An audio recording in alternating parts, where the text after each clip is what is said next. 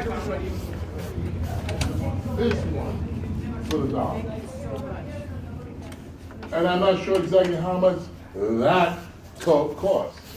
So, because he's specified which code. Yes, Costs. and there's a cost that we can attach to that particular item. It says here, You could get a 3 dollar. brand new fur coats worth to $100. Which one of them is up to worth $200? All 3 of them worth $200, or is this just this one worth $100? Because it's vague as to what fur coat we're talking about, and the fact that I can pick, I have the right to pick one, or I can buy all 3, but I just want to buy one. So there's a negotiation part in there. Does everyone see that? Does everyone see what I'm saying? Yeah.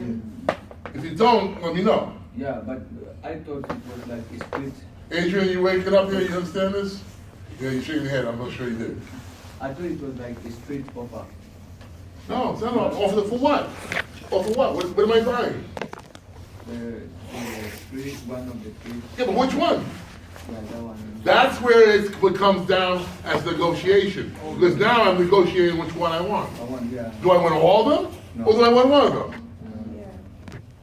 Okay. This one, the second one, I definitely know what I'm gonna buy. Yeah. I definitely know what it costs, and I definitely know what I want for it. I'm gonna give you $1, I'm gonna give you that coat that's worth $139.50. So that one was an offer. So the second one was an offer. The second one was the offer, that's the case. That's because he bought the lapel, he bought the black lapin stole. But the guy didn't want him selling the stole. So he's saying, look, I'm supposed to get all 4 of those items. I'm supposed to get the 3 coats and this one, because it was an offer. I came. But he's saying, well, he says, well, the guy switched it up on me, because when I came in, he realized, oh, snap, he's asking for all 4 of these items. I'm messed up. He says, no, this is only supposed to be for women. But you didn't put that in your advertisement. Yeah. So therefore, that was shot. That was shot down. Saying that the offer can be modified any time before someone accepts it. Right? But in this situation, you didn't do that. So the person is coming in to accept the offer. Now you can't switch it up. You can't switch the terms of the contract. Okay. However, the first one is vague as to which one of these coats. It says worth to $100. 3 brand new fur coats worth to $100. The question is, do we know the value of those coats? No. We do know that all 3 of them vaguely should be equal up to $100. But the second advertisement, we know exactly what it is. We know exactly how much it costs. And we know that if the person came with $1 and said, I want the stole, they would have gotten the stole for $1. Right?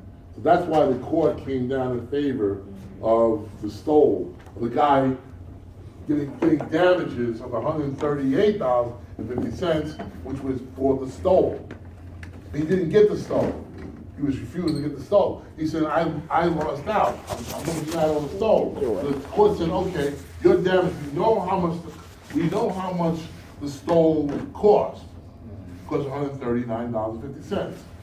All right? However, the reward we're going to give you is $138.50 because you would have to pay the $1 for the stole. So therefore, you get a judgment of $138.50. And I got news for you. 1957, that's a whole lot of money. That's like winning lotto. That's a whole lot of money.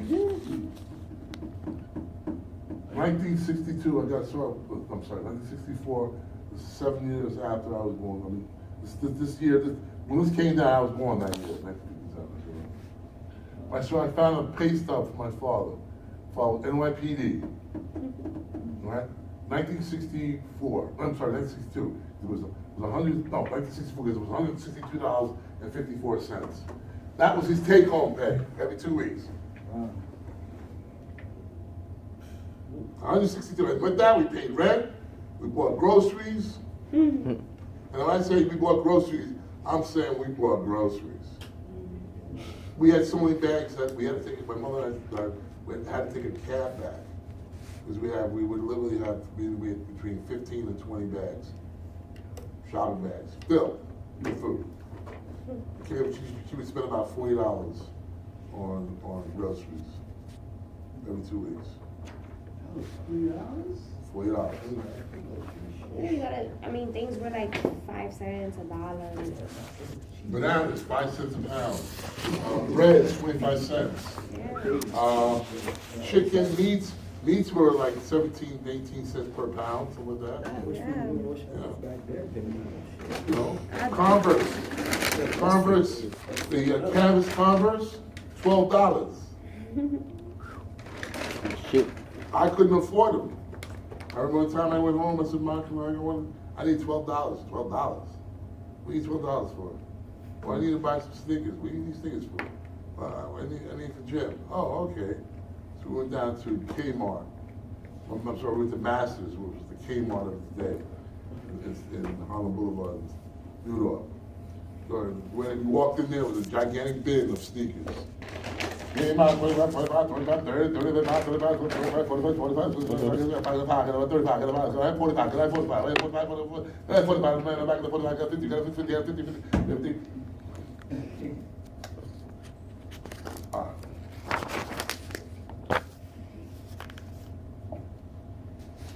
The auction. An auction may either be either with reserve or without reserve.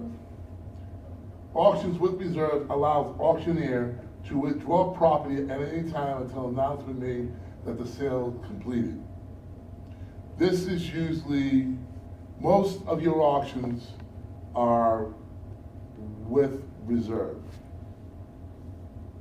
And reason why is the selling point may not have been reached. All right? So I have this bottle, and as the owner of the bottle, I want it auctioned. I know this bottle is worth $1,000. So I say to the auctioneer, I want you to auction this out. Bidding can start at $10. But if it doesn't get to 500, then you're going to withdraw the item, because I want at least 1,000. If I don't hit that 1,000 mark, then you're to take it off the list. And as long before I said, anybody else, sold. Before I say sold, if I say, ladies and gentlemen, the asking price for this has not been met, therefore this item is no longer up for bid. We're withdrawing the item from the auction bid, off the block. All right.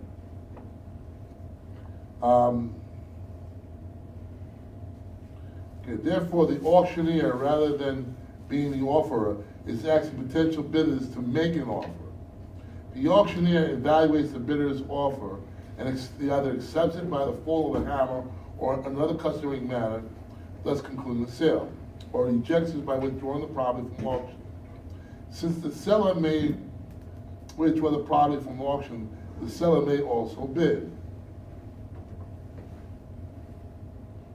Okay?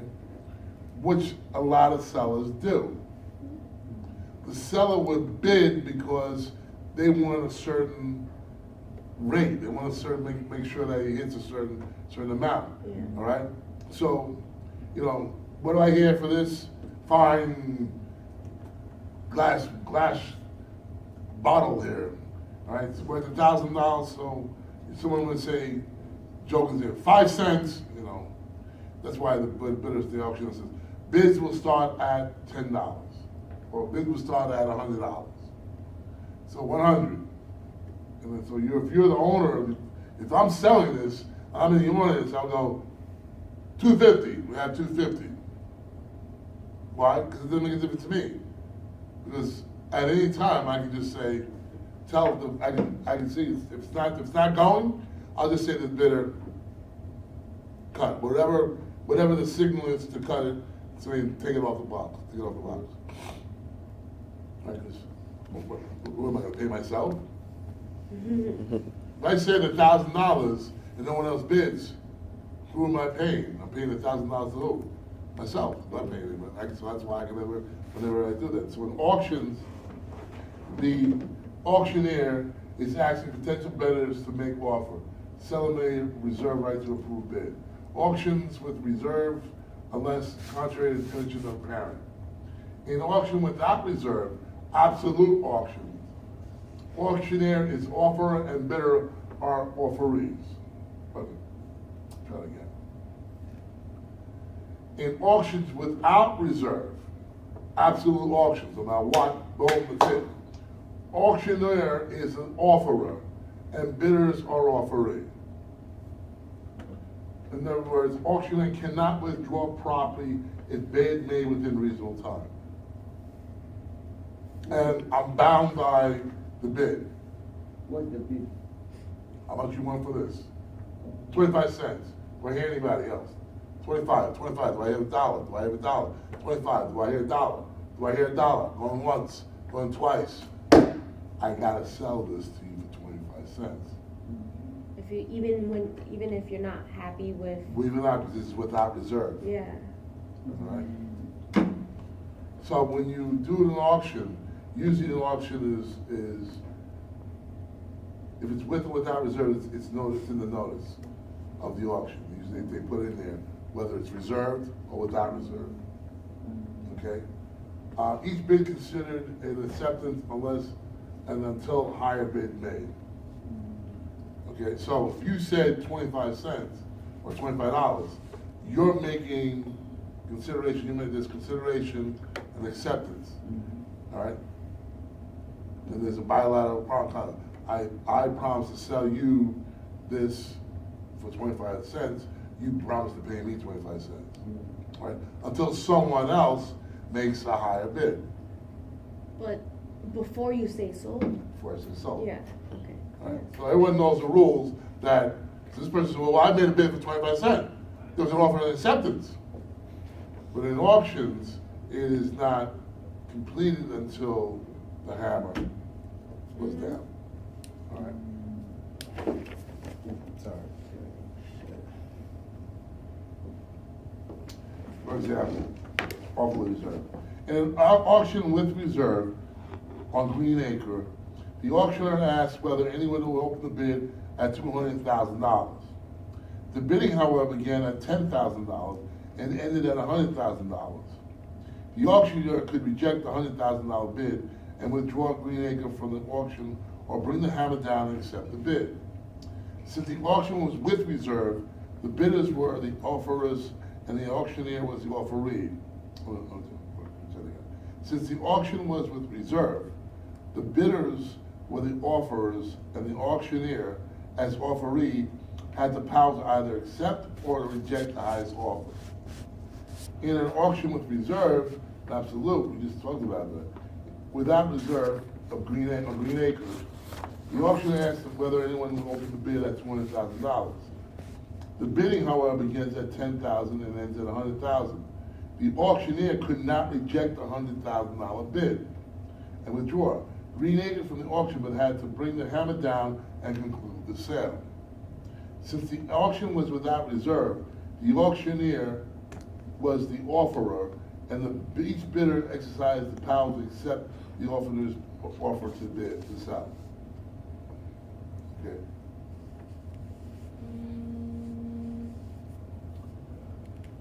Offer promise, subject to promisor's subsequent approval. Timing of offer comes into question when purported offer contains the subject to approval clause.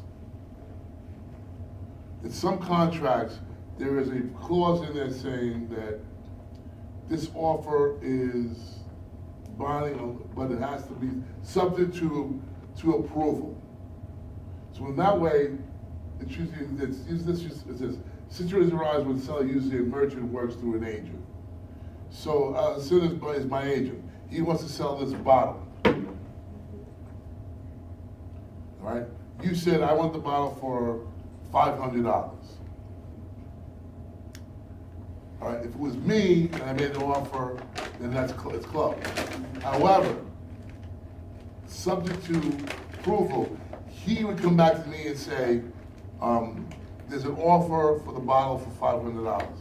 Do you want to accept it? If there's a reserve clause, a subject to approve clause, then Steve, your wish to buy this for 500 is temporarily on hold until I approve. I said, yeah, I'll take the 500. He comes back to you and says, 500 it is. Okay?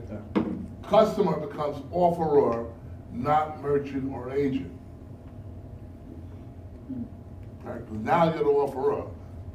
Oh. Even because now you're saying I want this for 500, but with subject to approval, it's really almost like a counter offer, Yeah. right? You're saying,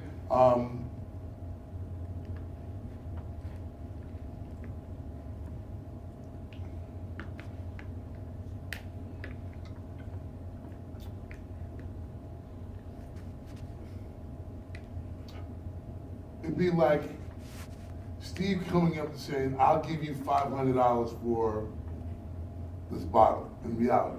You're selling it for me. You said, I'm selling this bottle. And Steve comes and says, I'll buy the bottle for 500. But he knows it's subject to approval. He knows that you have to come to me, and he's now the offerer. Because he's offering to buy this for 500. Yeah. I can accept his offer, or I can say, no, 500 is not enough. Yeah. At which point you would go back and say, your manager would say, no, 500 is not what he's seeking. He's seeking more. So you just give a price for what So- you would pay. So I could do that. I could say to him, no, I want $1,000. Okay, so then you go back and goes, the 500 is not acceptable. He wants $1,000 for it. Then it's up to Steve to decide whether or not he wants it. Yeah. At which point there's not counter offer to do a counter offer. Right? Subject to approval clause allows merchants to control the agent so he does not deviate from merchant's terms. In other words, the agent makes a commission on selling the item. I don't want the agent just to sell it because I want him, because he's greedy, he wants to get a cut. Yeah. You know, because he knows that if I don't sell anything, I'm not gonna get commission. So if Steve comes in, I'll give you 500, he goes, well, I get commission for 500 better than no commission. So, okay, and that's the reason why we have subject to approval. Because I, as the owner, am saying, well, it's not really about your commission, it's really about what I want for the item, Yeah. okay?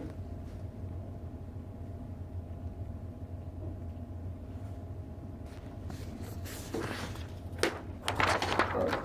Sam Brown, the auctioneer, presented a Louis XV Armadillo clock to the potential bidders at the auction. Susan Sanchez, the owner of the valuable antique clock, had told Sam not to sell it for less than $5,000. In spite of Sam's best effort, the highest bidder was $2,500. Could Sam withdraw the clock from the auction? At times when an auction was reserved, the seller does not give the auctioneer authority to conclude the sale. Rather, the seller reserves the power to accept or reject the highest bidder, the bidder's offer. In Cuba versus Hudson and Marshall, consider whether the auction is or without reserve. If the auction is with reserve, does the auctioneer or the seller have the power to accept the bidder's offer? What facts did you consider when making this decision? All right, this is what I would like you to do. I'm not going to read this right now. I want you to read this case. If you don't have the textbook, I will give you the case and the citation, and you go online and you read the case. All right? So I'll come back to that in a second. Offers, when is an offer an offer? Three situations arise that question whether there was an offer or was not. Offer, promise, or no. Outward expression, objective, and not the unexpressed intent, subjective, determines whether a statement is an offer. I sold this for $5 billion.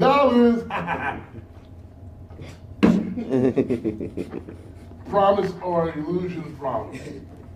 Misnomer. Illusory promise is not a promise, but a statement that is less than a commitment to do or refrain from doing something. Well, I would pay $100 if someone would pay my room, but I don't think I'm gonna get anybody. Well, that's misnomer, that's a misnomer. Promise or indefinite promise. Indefinite promise is a statement that appears to be a promise but omits essential terms that would enable courts to determine appropriate remedy if promise breached. A promise to pay you for paying my car. That might be an indefinite promise because there's no sense of performance, so therefore performance is a little different. All right. So in this situation, let's see if there's examples of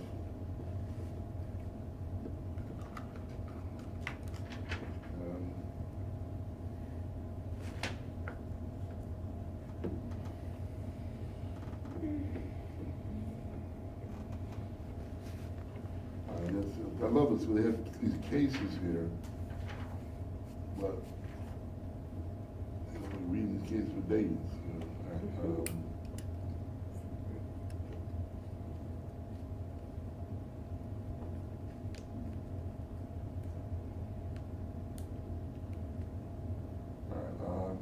Why do you need a old friend? A graphic example, illustration of this principle is a joke in Lucy versus Zimmer. A.H. and Ida Zemmer, owner of the Ferguson Farm, operate a local restaurant. One evening, their old friend, W.O. Lucy, met them at a restaurant, and after a few drinks and loud talk, the Zemmer signed a writing that said that they promised to sell W.O. Lucy the Ferguson Farm for $50,000 cash. Consider the following questions when reading the case. As each question is answered, complete the two charts below. Did A.H. Zemmer believe that his writing was an offer of a joke or a joke? Did W.O. Lucy believe that Zemmer's writing was an offer or a joke? Would a reasonable person viewing the events at the restaurant believe that writing was an offer or a joke? Did the court use an objective or subjective standard to resolve whether Zemmer's writing was an offer or a joke? What facts were useful in reaching the conclusion? All right, facts. Facts, Zemmer's writing. Zemmer's possession of his writing. Lucy's possession of Zemmer's writing. Conclusion. The facts, Zemmer's writing. Zemmer's perception of his writing. Lucy's perception of Zemmer's writing. Reasonable person's perception of Zemmer's writing. Conclusion. I'm sorry, how would you start? Oh, yeah, this is all. All right, here we go.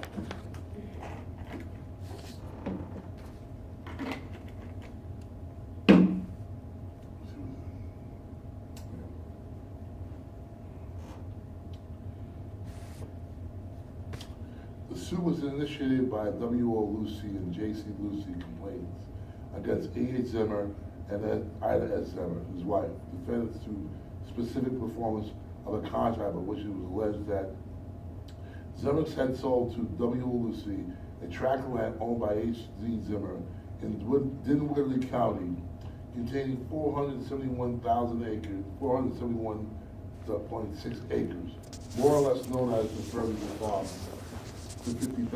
This is in 1954. Right, it's a 1954 case. The reason why I bring up the year is because it's important for you to, there's a lot of facts that you really have to, because one of them would be, saying this amount of acres, would you sell 476 acres for $50,000? If it was today's standard, that would be like the tulip. But back then, It was like, J.C. Lucy, the other complainant, is a brother of W. Lucy, to whom W.O. Lucy transferred a half interest in his alleged purchase. The instrument sought to be enforced was written by A.H.M. Zimmer on December 20, 1952, in these words. We hereby agree to sell to W.O. Lucy the Ferguson Farm complete for $500,000, title satisfactory to buyer, and signed by the defendants A.H. Zimmer and Ida Zimmer. The answer of A.H. Zimmer admitted that at the time mentioned, W.O. Lucy offered him $50,000 for cash for the farm, but that he, Zimmer, considered that the offer was made in jest. What does it mean in jest? A joke. Oh, in joke. Dispositions were taken, and a decree appealed from was entered holding that the complainants had failed to establish their right to specific performance and dismissed their bill.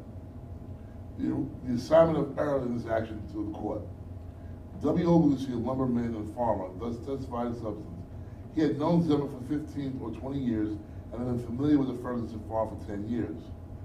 7 or 8 years ago, he had offered Zimmer $20,000 for the farm, which Zimmer had accepted, but the agreement was verbal and Zimmer backed out.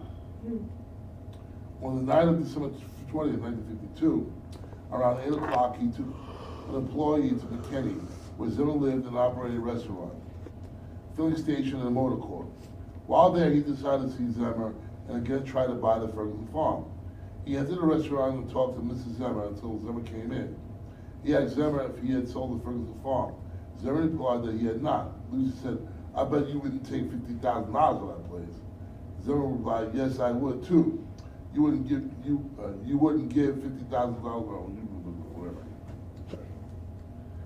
Yes, I would. You wouldn't give 50. Lucy said he would, and told Zimmer to write up an agreement to that effect. Zimmer took out a restaurant check and wrote on the back of it, I do hereby agree to sell W.O. Lucy the Ferguson farm for $50,000 not complete. Lucy told him he had better change it to we because Mrs. Zimmer would have to sign it too. Zimmer then tore up what he had written, wrote the agreement quoted above, and asked Ms. Zimmer, who was also at the other end of the counter, 10 or 12 feet away, to sign it. Mrs. Zimmer said she would for $50,000 to sign it. Zimmer brought it back and gave it to Lucy, who offered him $5, which Zimmer refused, saying, you don't need to give me money, you got the agreement there signed by both of us. The discussion leading to the signing of the agreement said Lucy lasted 30 to 40 minutes, during which Zimmer seemed to doubt that Lucy could raise $50,000. Lucy suggested that the provision of having the title examined, and Zimmer made the suggestion that he would sell it complete, everything there, and stated that all he had on the farm was 3 heifers, cows. Lucy took a partly filled bottle of whiskey into the restaurant with him for the purpose of giving Zimmer a drink if he wanted it. Zimmer did, and he and Lucy had 1 or 2 drinks together. Zimmer said that while he felt the drinks he took, he was not intoxicated, and from the way Zimmer handled the transaction, he did not think he was either. December 20th was on a Saturday. Next day, Lucy telephoned J.C. Lucy and arranged with the latter to take a half interest in the purchase and pay half of the consideration. On Monday, he engaged an attorney to examine the title. The attorney reported favorably on December 31st, and on January 2nd, Lucy wrote Zimmer stating that the title was satisfactory, that he was ready to pay the purchase price in cash, and asked Zimmer would he be ready to close the deal. Zimmer replied by letter mailed on January 13th, asserting that he had never agreed or intended to sell. Wow. I don't know about this one. Mr. and Ms. Zimmer were called by the complainants as adverse witness. Zimmer testified something as follows. He bought this farm more than 10 years ago for $11,000. He had 25 offers, more or less, to buy it, including several from Lucy, who had never offered any specific sum of money. He had given them all the same answers, that he was not interested in selling. On this Saturday night before Christmas, it looked like everybody and his brother came by there to have a drink. He took a good many drinks during the afternoon and a pint of his own. When he entered the restaurant around 8:30, Lucy was there, and you could see that he was pretty high. He said to Lucy, boy, you got some good liquor drinking, ain't you? Lucy didn't offer another drink. I was already high as a Georgia pine and didn't have any more better sense than to pour another great big slug out and gulp it down, and he took one too. After they had talked with a while, Lucy had asked whether he still had the Ferguson farm. He replied that he had not sold it, and Lucy said, I bet you wouldn't take $50,000 for it. Someone asked if he would give $50,000, and Lucy said yes. Someone said, you haven't got $50,000 in cash. Lucy said he did, and someone replied that he did not believe it. They argued pro and con for a long time, mainly about whether he had $50,000 in cash that he could put up right then and there, and right then and buy the farm. Finally, Zimmer's Lucy told him, if he didn't believe he had $50,000, you sign that piece of paper here and you say you take $50,000 for the farm. He, Zimmer, grabbed the back of a guest check there and wrote on the back of it. At that point in his testimony, Zimmer asked to see what he had written to see if he recognized his own handwriting. He examined the piece of the paper and examined and exclaimed, great balls of fire, I got Ferguson for Ferguson.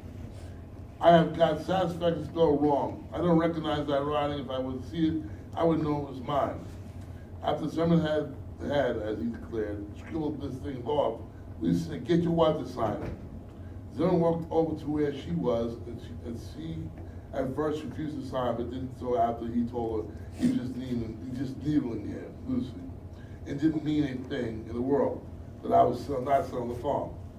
Zimmer then took it back over there. I was still looking at that darn thing. I had a drink right there by my hand. I reached out over to get a drink. He said, let me see it. He reached and picked it up, and when I looked back again, he had it in his pocket. He dropped a $5 bill over there. He said, here's $5 payment on it. I said, hell no. This is beer and liquor talking. I'm not going to sell you the farm. Notice my accent changed. I've told you too many times before. Mrs. Zimmer testified that when Lucy came into the restaurant, he looked at it as he had a drink. When Zimmer came in, he took a drink out of a bottle that Lucy had handed him. She went back to help the waitresses who were getting things ready for the next day. Lucy and Zimmer were talking, but she did not pay too much attention to what they were saying. She heard Lucy ask Zimmer if he had sold the farm, Ferguson farm, and Zimmer replied that he had not and did not want to sell it. I bet you you wouldn't take $50,000 cash for it. Zimmer replied, you haven't got $50,000 cash, Lucy said. I'll get it. Zimmer said he might phone a company and get it, but you haven't got $50,000 cash to pay me tonight. Lucy asked him if he would put it in writing that he would sell it in his farm. Zimmer then wrote on the back of a pad, I agree to sell a Ferguson farm place to W.O. Lucy for $50,000 cash, Lucy said. All right, get your wife to sign it. Zimmer came back to where she was standing. You want to put your name on this? She said no, but he said in another tone, it's nothing but a joke. So she signed it, fools. She said that the only one paper was written, and it said, I hereby agree to sell, but the I haven't changed the we. However, she said, she read what she had signed and then asked, when you read, we hereby agree to sell, what did you interpret that to mean, that particular phrase? She said that she thought there was a cash sale that night, but she said she also said that when she read that part about title satisfaction of the buyer, she understood that if the title was good, Lucy would pay $50,000. But if the title was bad, he would have the right to reject it. And that it was her understanding at the time she signed her name. On examination by her own counsel, she said that her husband laid his piece of paper down after it was signed. But Lucy said to him, let me see it. Took it, folded it, put it back in his wallet, and then said to Zimmer, let me give you $5. But Zimmer said, no, this is a liquor talking. I don't want to sell a farm. I told you that I want my son to have it. This is all a joke. Lucy then said, at least twice, Zimmer, you have sold your farm. We went around and started for the door. He paused the door and said, I'll bring you $50,000 tomorrow. No, tomorrow's Sunday. I'll bring you Monday.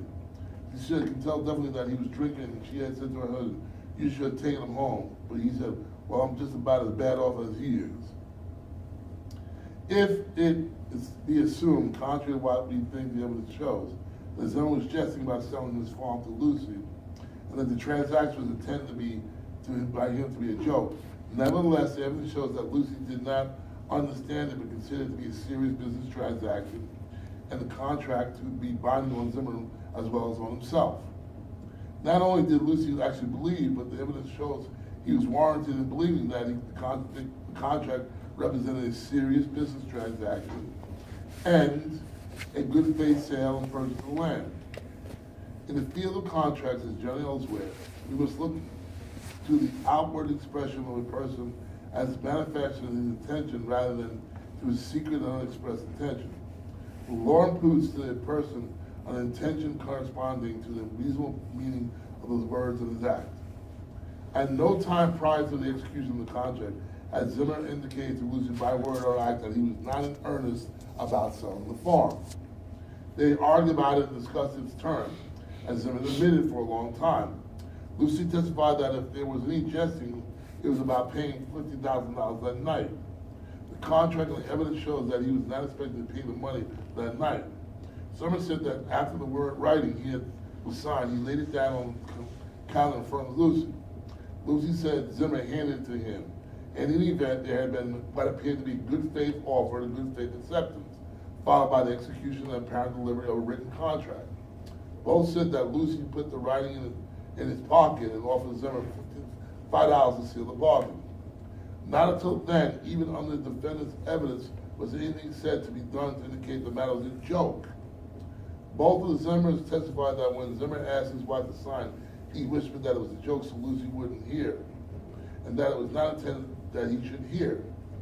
The mental assent of the parties is not requisite for the formation of contract. If the words or other words of the parties have not been one reasonable meaning, his undisclosed intention is immaterial, except when an unreasonable meaning which he attaches to his manifestation is known to the other party, which means that the stick that's saying it's a joke is not known to Lucy. An argument on mutual consent is, of course, essential to a valid contract. The law imputes to a person an intention corresponding to the reasonable meaning of his words and his acts. If his words and acts, judged by a reasonable standard, manifest an intention to agree, it is immaterial what may be the real but unexpressed state of mind. So a person cannot say that he was merely jesting when his conduct and words would warrant a reasonable person in believing that he intended a real agreement. Whether the writing signing by the defendants and now sought to be enforced by the complainant was the result of a serious offer by Lucy and a serious acceptance by the defendants, or was a serious offer by Lucy and acceptance and secret jest by the defendant, in either event it's considered a binding contract of sale between the parties. The complainants are entitled to have specific performance of the contract sued on. The decree appeal from this therefore reversed, and the cause remanded for entry of proper decree requiring the defendants to perform the contract in accordance with the prayer of the bill. Reversed and remanded. You idiots, you signed the damn, you had his wife sign the damn thing. Question is, was this a jest or was it not? So now we need to go back to the with you. Did A. Zimmer believe that his writing was an offer or a joke? He believed it was a joke. Did W. Lucy believe that Zimmer's writing was an offer or a joke? Offer. All right? The conclusion, if you use the second one, where reasonable person's perception of Zimmer's writing, if you look at the writing, if you look at what is said on the writing, would you consider that a joke or would you consider that an offer? No, All right, regardless of what the intent was in terms of, he can go into his wife, telling his wife, She even rewrote it again. He rewrote it, and none of that. You told your wife it's a joke. And say it's a term. It's a joke. Yeah. But you didn't tell that to him. You told it to Lucy. Up to this time, would a reasonable person in Lucy's view think that this was an offer for a sale of land? The answer is yes. Mm-hmm. You know, where is this, in Georgia? Virginia. Up here. I feel like this is Virginia. Right? I think that the Superior Court was looking at the fact that they knew the parties involved. And probably said, the guy was looking at and said, look, his lawyer wants to get out to not get out to the judge, but information like, this farm was in my family for years, I wanted my son to have it, you know, and he's like, no, dude, what did you do? You screwed up. You screwed up big time. Mhm. You started out to be a joke, ended up being a sale. Now, you sold the property for $50,000. 5 times what it was worth. Well, I let's mean, give you probably five, not. 5 times what you paid for it, but that Yeah, was 20 for years what you ago. paid for it. Was it worth 50,000? So you're saying Probably. they got remanded, so that means the offer was strict. Sorry? The offer, so they didn't sell the whole property really. Oh, yes, it did. They Well, did sell the property. well, no, like, they still held the property. They're saying that this wasn't a contract. Yeah, because they backed out. And But the question is, did they back out? Well, we don't know. The answer is, they tried to back out, they tried to say they backed out, but they didn't. Because Lucy ended up took the check and said, okay, it's an offer. I'm accepting, the acceptance is when I give you the $50,000. I'm giving you $50,000. In fact, they put down satisfaction of title, which is another damn thing. Yeah, they was in debt with the details. So the guy with Lucy thought it was a legitimate offer. Went and talked to an attorney, found out the title was good title. But So I mean, you don't put down words that come close to what a real offer would be if you're making a joke.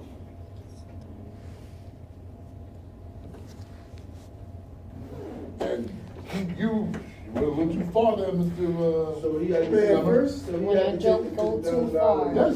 far. Yes. Yes, so that's something, specific performance. It You was gotta sell it, rain? I can't give any other land, land is unique. I bought that property, I can't go and say, well, you're gonna get this property, no, I bought that property. I own that property now. I'm willing to complete the contract, it's $50,000. But that was over the course of more than a night, or just one night? It was more than one night, it was like. Well, it's Saturday night, so you gotta wait One till, night. you gotta wait till Monday to get the money. 357. So then they bumped into him Monday and. No, he came, one day he called his brother and said, look, I'm willing to, we're gonna buy the Ferguson farm, we'll go halvesies. You give me 25, I'm gonna pay 25, you come over with 25 on Monday, I'm gonna come with 25, we'll come over with a check, $50,000, boom, he came with a check, here's the money. And Rich Barnes said, what are you doing? I don't know, you said that you're selling the land for $50,000, and here's $50,000. I was joking, right? That's not a joke to me. But he signed earlier too, right? He signed it too? She signed it. And his wife signed it. Husband and wife signed it because How it's you both gonna their sign it private. if it's just? But that's, but again, that When you're is, drinking. that's a good you get too point. far, Now that's, don't but too again, far. again, now we have to take a look at what Lucy thought. When Lucy saw that wife signed it, is he thinking this is a joke, is he thinking this is real? He even signed his name wrong. He signed it out saying that, and he got his wife to sign it. So you know that if it was a joke, he should have misspelled everything, misspelled people's names. No. Well, he said, I misspelled Ferguson, I put down Ferguson. Okay, yeah, well, you were drunk, but you're getting close enough to what the property is. Shit. Wah, wah, wah, wah. If you was drunk and didn't remember that night, then that would be different. Yeah, Yeah, Very well, different. good, yeah. I would have said that. Did you